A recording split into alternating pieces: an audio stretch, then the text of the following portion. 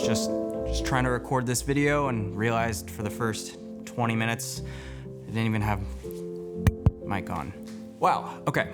I'm a quarter of a century old now. I'm officially halfway through my 20s. A question popped into my head recently. Would 20-year-old me be happy and proud of who I am today? So I spent my 25th birthday fluctuating through periods of joy and existential crisis. And through the ebbs and flows, I started to ask myself, what did 20-year-old me want out of life? Like, where would he see himself now? So let's take it back to 2016. What was I doing? What did I want? Well, vlogging. Vlogger. I didn't necessarily want to be YouTube famous or anything like that, but I wanted to have a successful and sustainable YouTube channel built off of my cinematic vlogs. I was beginning to shift away from my old goal of being a professional photographer, and vlogging was kind of an unintentional experiment that happened when I got my first Sony mirrorless camera. So needless to say, I kind of went all in. It's funny to look back and kind of cringe at myself in these moments, but this was 2016. Like, vlogging was the thing. It seems like almost every creator went through some sort of phase of attempting vlogging or daily vlogs, you know, the cinematic sequences, slow motion B-roll, over the top music. But in all honesty, this was probably the first phase of my career that I became genuinely determined to succeed in. Starting up my YouTube channel kind of gave me some confidence and maybe even a little bit of an ego boost, like especially once I got to that point, you know, cracking 1,000 subscribers. The views kind of slowly start trickling in. I was getting DMs from a ton of new people, emails on occasion from various brands. Like, this was the point that I was like, wow, this is it. Like, this has potential. And thus, the hustle to grow and build this YouTube channel began. Coming out of high school, not going to college, even though I did well in my classes, nothing ever really clicked. Like, no major interests or career aspirations. I think that subconscious weight of not having a plan, if you will, really made me hyper concerned of what I thought others would think about what I was doing with my life. My YouTube channel and my first videos were really my first taste of feeling like I was doing something different and unique. I didn't recognize it at the time, but not everything about this was a good thing. My entire persona basically became like trendy vlogger. When it came to who I was, like my self-image, the social circles I was in, I definitely think a lot of the things I was doing were heavily dictated by what I thought other people would think. I wanted my peers and my audience to be impressed with the work I was creating, to be like, damn, like, he knows what he's doing. I wanted to look like I was always working and grinding, you know, like making moves. I was heavily inspired by some of the local pros around me who I had met, you know, guys who were a little older than me, endlessly improving and creating incredible work. I was hungry and motivated to just find my style. Yeah, admittedly, along the way, I probably copied a few things from those I looked up to, but honestly, who didn't when they first started? I wanted to create and grow and do it fast. I think at the start of 2017, my goal was to hit 100K on YouTube in like 2 years, something like that. I really wasn't afraid to make bad stuff, just churning out videos and really not worried about the overall outcome. In my mind, the more content I was creating, the more consistent I was posting, the better. As long as I was still growing my brand, the quality at the end of the day didn't really mean much to me. Simply put, 20-year-old Ryan was an aspiring, up-and-coming vlogger. Well, YouTuber. Fast forward to today, 5 years later, I'm definitely not a famous vlogger. But I don't think that's any surprise to any of you.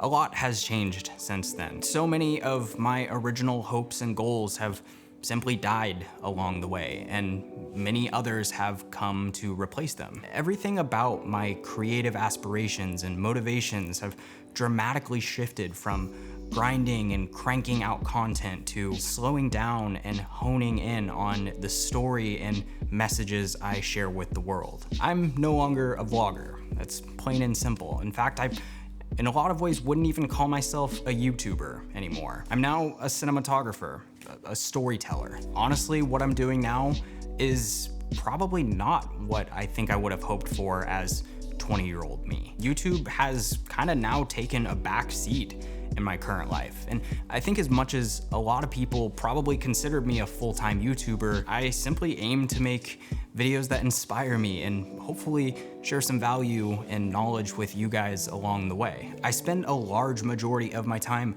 off this platform and creating for brands that I honestly never thought I would work with in my entire life. Yes, it's been a matter of just 5 short years, but the pathway to this point has been long and rough in a lot of ways. A lot of periods of confusion and self-doubt that have ultimately pushed me in a better direction. On top of changes in goals and content, my personal life began to shift in ways that I never would have imagined 5 years ago. And I can't believe it took me as long as it did, but in the last year especially, I've come to realize just how important it is to surround yourself with people who genuinely support and encourage what you do. And look, I get that this is easier said than done, but the subconscious effects of even a few people in your life who casually joke about your path or the work that you do, or people who simply don't encourage you, can massively impact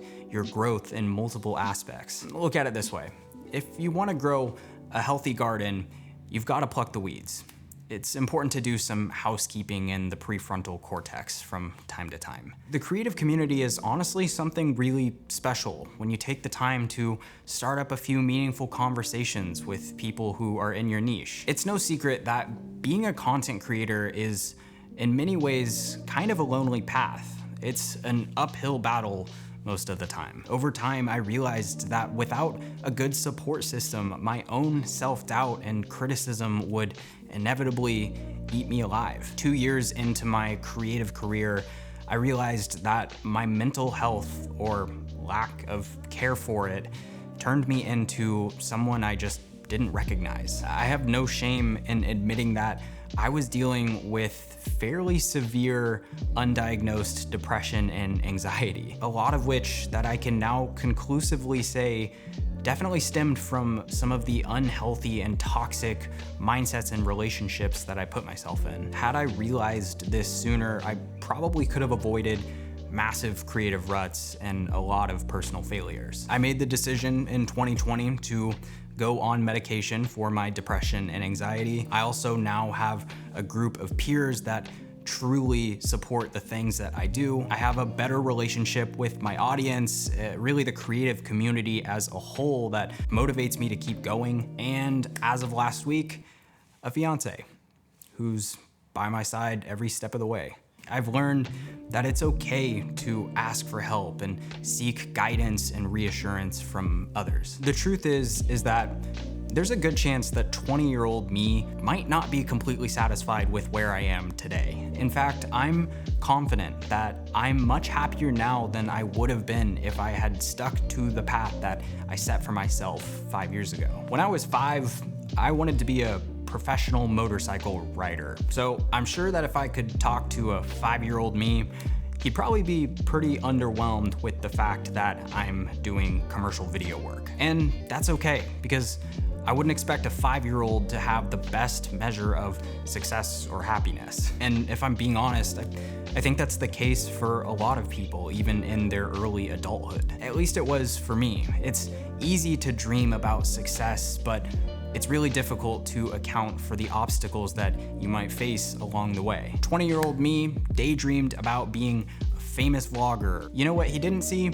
A year-long bout with depression that turned into an identity crisis. I do not know where I'll be when I'm 30, and I sure as hell don't know what obstacles I'll face along the way. What I do know is that I'm more prepared than ever to take care of myself. I know what signs to look out for when things start getting bad, and I now know how to ask for help when I do see those signs. Before I go, I want to thank the sponsor of this video, Cuts. If you guys haven't heard of them before, they make some of the best fitting clothing I've personally ever worn. They come in a ton of incredible, very minimal colors. They have hoodies, shirts, long sleeves. They're now starting to offer outerwear, different jackets. They even have bottoms, sweatpants, joggers, Pretty much no matter what you need, Cuts has you covered. I couldn't be more grateful to rep a brand that has been supporting the creative community and supporting filmmakers, creators like myself. So if you guys are interested in checking out some of the stuff, you can save 15% off your order by heading down and clicking the link below or using my code RyanMCow at checkout. Thank you, Cuts, for sponsoring and supporting these videos. Anyways, so cheers to 25. Thank you guys for bearing with me along the way. I'll see you guys in the next video.